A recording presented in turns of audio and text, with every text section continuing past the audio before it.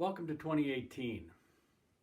In the past year, we have been developing G Suite dashboards using simply a Google Sheet, SIS data, and Google Sites. With the discovery of Google Data Studio, we have found that we can present the same kind of data all on a website. So you can do all your filtering and drill down directly in the site, and you don't really need to use the sheet. You actually get even more access to drilling down into your data a little deeper. Here, take a peek.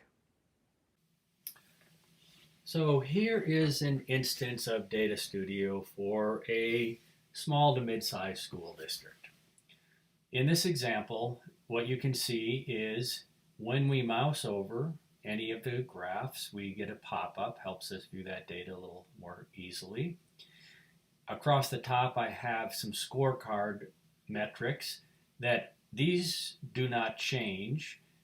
They're just a display of how this school district is doing as a whole. These metrics right now are the same because I haven't used any filters. I'm going to show you how we work with the filters now. My green line here is my filters, and my sorting is done with the headers of the table. So for instance, if I click on attendance and sort descending, there's my 100% attendance. If I were to only look at the 100% attendance, you can see that there's 90 students in the district with 100% attendance, and I can actually see all 90 of those students there. If I was interested in a school, I could say I want to know how many students had 100% attendance at the middle school, and there's my number right there. Also shows me my SPED count on those particular students. So you can sort, and I could look at, I'm looking at 100%. I can sort, and now I'm sorting my middle school kids, but I'm sorting with the attendance in ascending. So right there I'm looking at my most absent students, and you can see I've got a handful of students, and then we jump up to 93% or above as we move through some of these students. So as I sort, I would actually see my students as I take a look at that.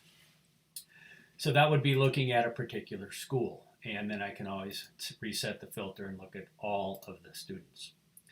One of the nice things I like about this is I can go into ethnicity, for instance, and look at my Hispanic attendance, and I can then filter that down into my Hispanic attendance for a school, or looking at a different school.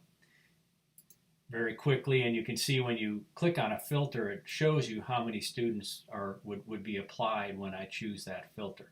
In this case, I only have 8 students that have that, and again at that school my Hispanic attendance is a little bit lower. If I went back and wondered what the overall attendance was at that school, a little bit higher. So I can drill down into attendance and do some comparisons. Let me go back to my filters, set them all back to normal. So that is the first page, but a Data Studio report can have multiple pages. So when we move to page 2, what I'm looking at here is a little bit of a drill down. It's that same information we had on the front page as far as counts in the schools, but I can drill down into, and down here I have my meal counts and I have my SPED counts by code.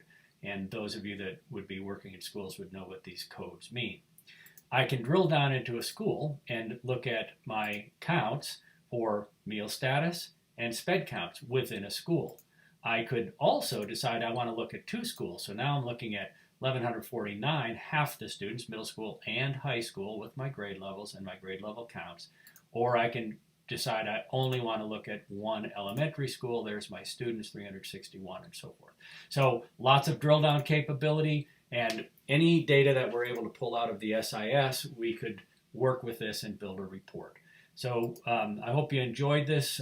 Happy New Year. This is a working example that you can find here on the website at G Suite Pros, and you can take a look and play around with this to see how you can use the filters yourself.